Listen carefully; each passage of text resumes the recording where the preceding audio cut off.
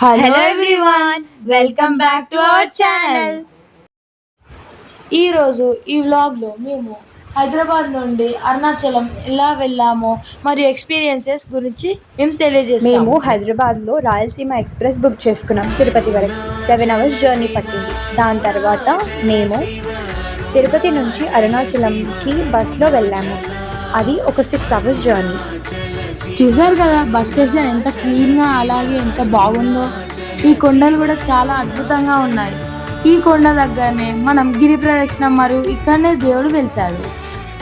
సర్లే, ఇప్పుడైనా నాకు ఛాన్స్ ఇస్తావా మాట్లాడడానికి? సరే, ఇప్పుడు మనం గిరి ప్రదక్షిణ గురించి మాట్లాడుకుందాం. ఇక్కడ ఫ్లవర్స్ చాలా బాగున్నాయని రికార్డ్ చేశాను.